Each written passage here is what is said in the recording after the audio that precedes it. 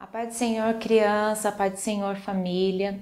Graças a Deus por mais essa oportunidade que nós estamos juntos para aprender um pouquinho mais da palavra de Deus, né? Nós estamos com uma revista maravilhosa. Estamos aprendendo sobre a vida de Jesus, esse amigo tão precioso, esse Salvador. Então, nós estamos conhecendo um pouquinho da história de Jesus antes do sacrifício dele na cruz, né? E hoje a nossa aula vai falar assim: que menino sábio. Por esse título, a gente entende que vamos falar sobre Jesus quando ele era criança. Igual você, igual o seu amiguinho da escola, igual o seu irmãozinho. A gente não escuta falar muito de Jesus quando ele era criança, né? Mas, assim como todos nós, Jesus um dia foi bebê, e um dia ele foi uma criança pequenininha, e outro dia ele foi uma criança um pouquinho maior, quase chegando na adolescência. E Jesus fazia as mesmas coisas que a gente. Ele brincava, ele dormia, ele acordava, ele comia, tudinho que a mamãe dele fazia. E Jesus era muito obediente aos pais. Teve um dia que no povo de Jerusalém teve uma festa. E eles precisaram fazer uma viagem até o local daquela festa. Naquela época, criança, as famílias, as pessoas, elas não viajavam de carro, não viajavam de ônibus, nem viajavam de avião. Muitos deles viajavam a pé, era muito longe e eles aproveitavam e viajavam de bastante pessoas. E eles estavam indo para uma grande festa. E foi todo mundo para aquele lugar. E Jesus e a família dele também foi. Jesus não fez diferente da gente. Ele foi com todas as crianças, ele brincou, ele se misturou com todo mundo. E a festa aconteceu por vários dias, né? Por ter que viajar muito, andar bastante, então a festa não era um dia só, não. Mas sabe o que aconteceu? Um fato muito interessante, que quando todo aquele povo se reuniu para ir embora, a mamãe e o papai de Jesus pensou que ele estava com os primos, que ele estava com outra turma, e falou: ó, vamos embora? Então todo mundo foi embora. E acreditava que Jesus estava indo junto com eles. E chegou num certo ponto no caminho, eles começaram a procurar Jesus. Cadê Jesus? Aí começou a procurar e todo mundo falava: não, Jesus não veio com a gente, Jesus não veio com os nossos filhos. E aí, crianças, a mamãe e o papai de Jesus começou a ficar muito preocupado, porque eles estavam viajando de volta para casa, eram muitos dias de viagem e Jesus ainda era criança. Como que ele ia voltar para casa? E começou a perguntar e não encontrava, e eles tiveram que voltar para a cidade para saber aonde estava Jesus. E eles iam voltando e perguntando para todo mundo que encontrava no caminho: vocês viram Jesus? Viram Jesus? E não encontraram. Chegaram na cidade e começaram a procurar. Já pensou que desespero que eles estavam sentindo? Cadê Jesus, né? E foi uma coisa espetacular que aconteceu. Quando eles voltaram no templo, encontraram Jesus, aquela criança ainda, quase adolescente já, falando da palavra de Deus para os adultos, para os doutores. E aquele encontro foi maravilhoso, eles ficaram espantados com aquela situação. Mas a aula de hoje, o que a tia quer falar para vocês? Que nós, assim como vamos crescendo em altura e idade, também precisamos crescer em conhecimento da palavra de Deus. Porque Jesus só estava ali falando para aqueles adultos porque ele conhecia a palavra de Deus, porque ele estava falando das coisas de Deus. E é nisso que nós precisamos seguir o exemplo de Jesus. Não importa a nossa idade, sempre há tempo, sempre há momento para a gente falar da palavra de Deus para os nossos colegas, para os nossos amigos. E a gente só vai conseguir fazer isso se a gente aprender mais e mais das histórias da Bíblia. Tia, eu não sei ler ainda, mas pede para a mamãe ler uma historinha da Bíblia para você e você aprender a falar. Na igreja, o momento do louvor, o momento da escolinha dominical, o momento do cultinho, é uma oportunidade para a gente aprender a palavra de Deus. E para onde a gente estiver, falar do amor de Cristo. Amém?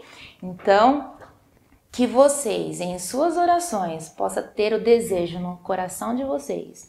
Falar, Papai do céu, eu quero aprender cada dia mais a sua palavra e assim falar para todos que estiverem ao meu redor a sua palavra, a sua vontade. Tá bom? Então, vamos lá crescer em altura, em idade e também em conhecimento da palavra de Deus. Fiquem com Deus, até a próxima aula, se Deus quiser.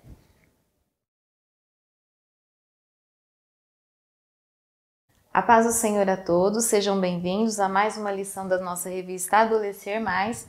E para relembrar, estamos estudando nesse trimestre as doutrinas bíblicas.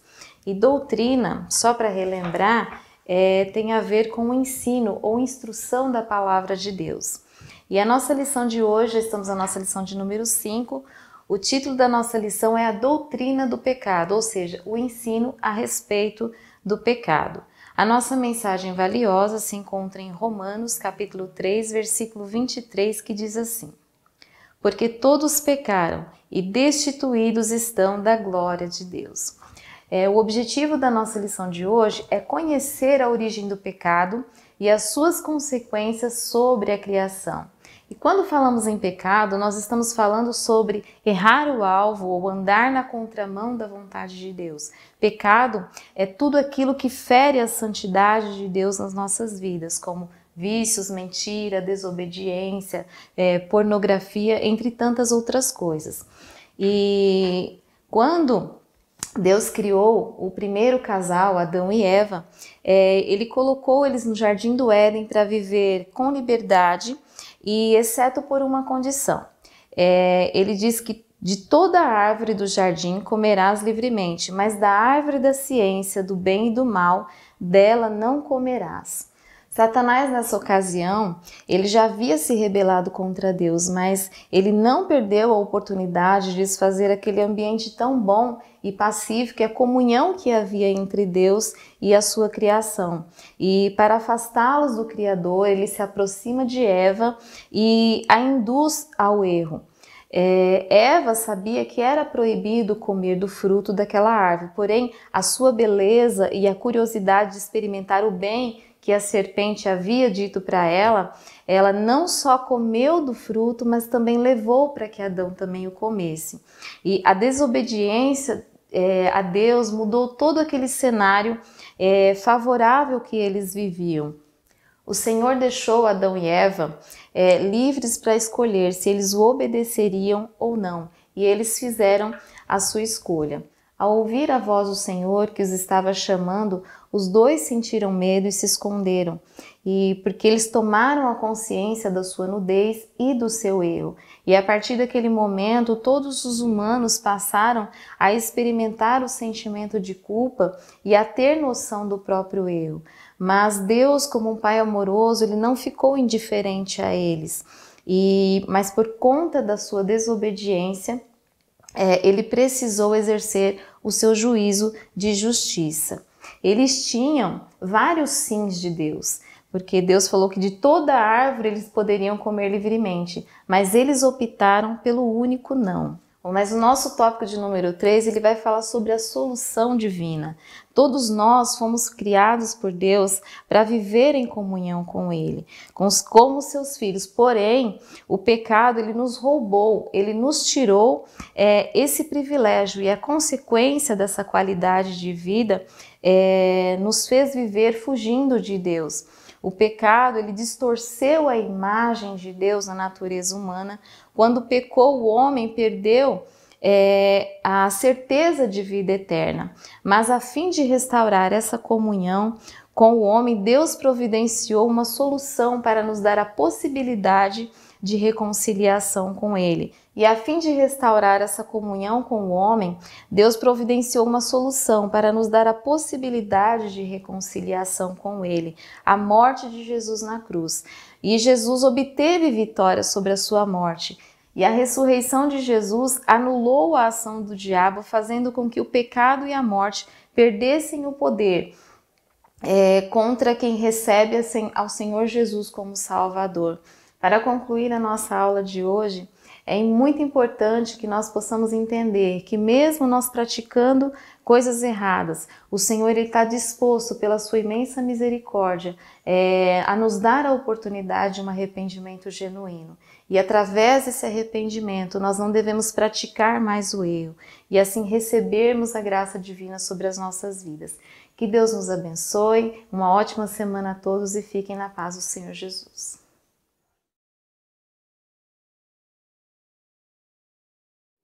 A paz do Senhor a todos. Nós estamos aqui para mais uma aula dos adolescentes, classe alfa, de 15 a 17 anos. Nós estamos dando continuidade ao estudo sobre o livro de Gênesis. Nós estamos na lição de número 5 e o título é Expulsos do Jardim. Nós vimos na última aula que Deus criou o jardim, criou o homem, e Adão e Eva, eles pecaram. E aí agora essa lição então é a sequência, né? É a consequência desse pecado, dessa desobediência. O nosso versículo-chave, ele está no livro de Gênesis, no capítulo 3, versículo 23, que diz o seguinte: O Senhor Deus, pois, o lançou fora do jardim do Éden, para lavrar a terra de que fora tomado. E o nosso objetivo da lição é saber que pela desobediência a Deus, Adão e Eva foram expulsos do jardim e sofreram as consequências de sua escolha. Então, Deus nos criou, nos deu livre-arbítrio, né? E nós somos seres humanos e nós temos poder de escolha. Nós podemos decidir o caminho que nós vamos tomar, aquilo que nós vamos seguir, né? E começou desde lá da criação. E nós vamos ver nessa revista que todas as nossas atitudes, elas vão ter consequências, sejam positivas ou negativas.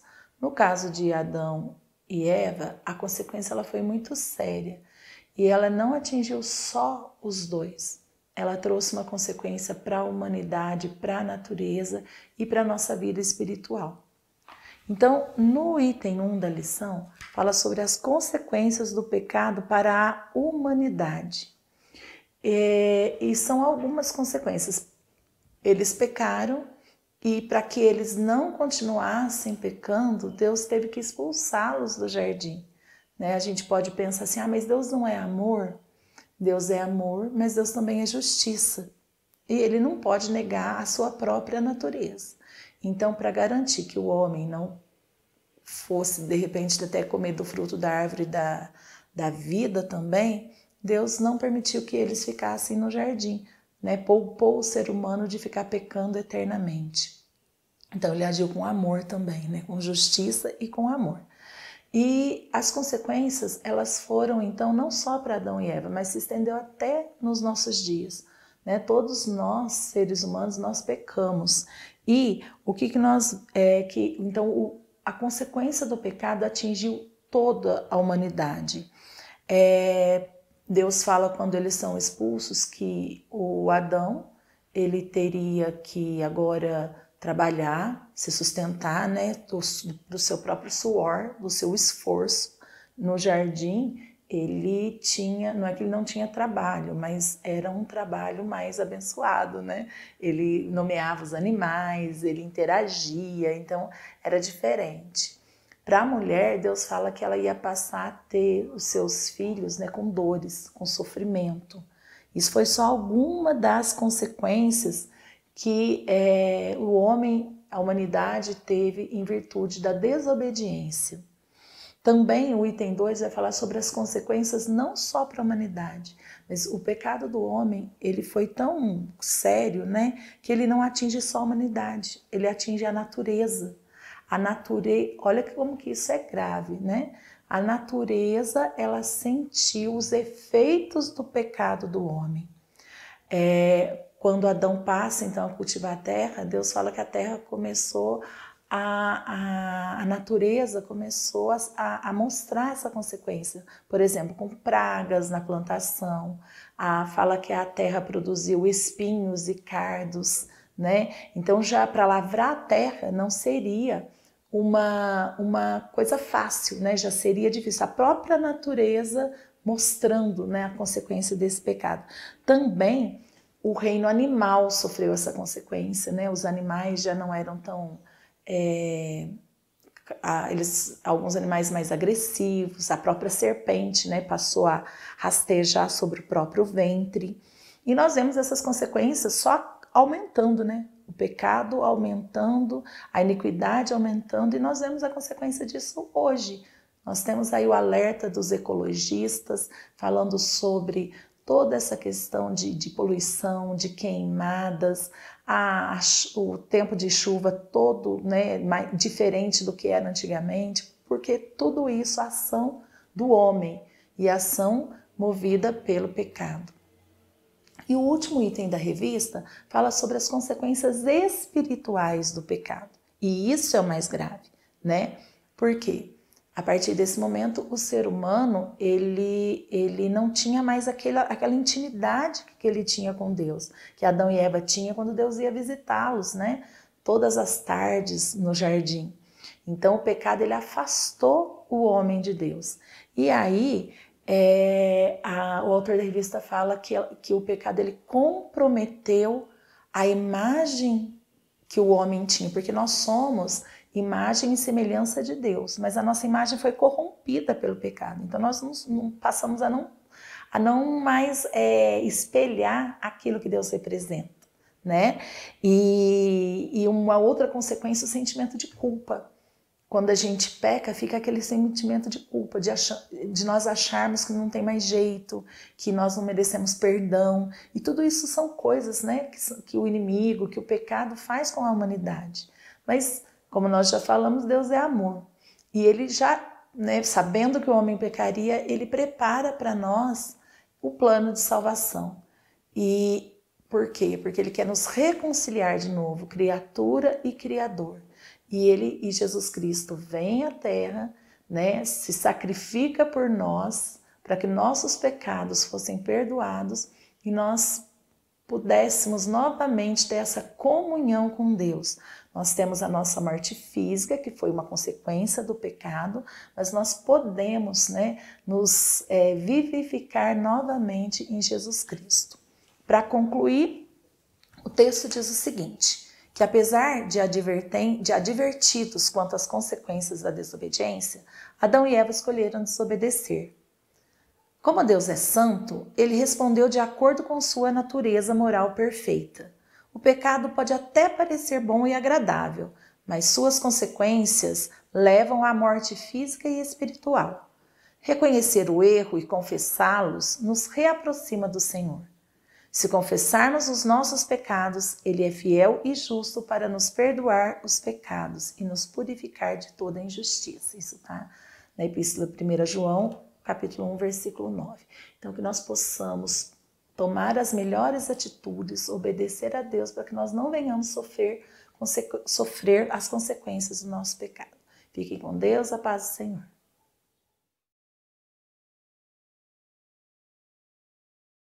Pai do Senhor, meus irmãos, mais uma vez aqui nós viemos apresentar aos irmãos a nossa lição de número 5, que tem por título Membros da Família de Deus. O nosso texto áureo se encontra na carta de Paulo aos Efésios, capítulo 2, versículo 19.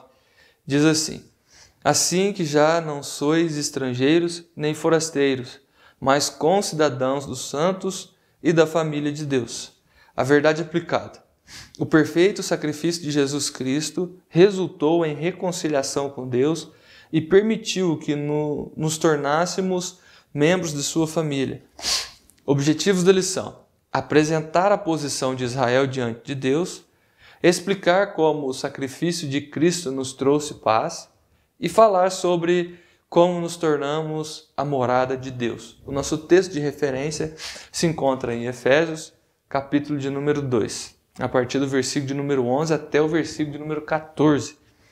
Diz assim: portanto, lembrai-vos de que vós, noutro tempo, erais gentios na carne e chamados incircuncisos, pelo que na carne se chamam incircuncisão, feita pela mão dos homens, que naquele tempo estáveis sem Cristo, separados da comunidade de Israel e estrangeiros aos concertos da promessa, não tendo esperança e sem Deus no mundo. Mas agora em Cristo Jesus, vós, que antes estáveis longe, já pelo sangue de Cristo chegaste perto, porque Ele é a nossa paz, o qual de ambos os povos fez um, e derribando a parede de separação que estava no meio. Hoje a nossa lição vai falar de uma bênção muito importante que, ao aceitarmos o nosso Senhor Jesus como Salvador da nossa vida, nós adquirimos, que é fazer parte desta grande família chamada família de Deus ou a igreja, né? Então, nós que antes estávamos numa condição de incircunciso, né? Não pertencíamos a este povo, não éramos membros de sua família, mas ao aceitarmos o sacrifício de Jesus, nós fazemos parte dessa grande família. A introdução diz assim: após sua brilhante exposição sobre a doutrina da salvação, Paulo agora trata acerca da condição dos gentios antes de Cristo e revela como Cristo desfez as barreiras que havia entre judeus e gentios naquele tempo. Um povo formado por Deus. Antes da vinda de Jesus, havia um desprezo muito grande por parte dos judeus em relação aos gentios, considerados indignos e incircuncisos. O sacrifício de Jesus nos tornou família de Deus. Nós damos graças a Deus por esse sacrifício que o Senhor fez por nós, nos dando esse privilégio de ser membros de sua família.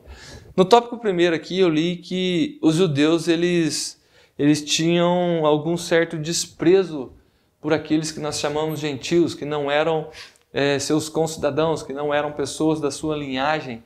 Então eles tinham um certo preconceito, um certo desprezo por todos aqueles que não pertenciam à sua linhagem, porque os próprios judeus eles acreditavam que Deus só amasse os judeus, os israelitas. Deus não amasse os gentios, eu, você. Os judeus eles não acreditavam dessa forma. No início da nossa aula eu afirmei que ao aceitarmos Jesus nós temos o privilégio, essa bênção, que é poder fazer parte dessa família.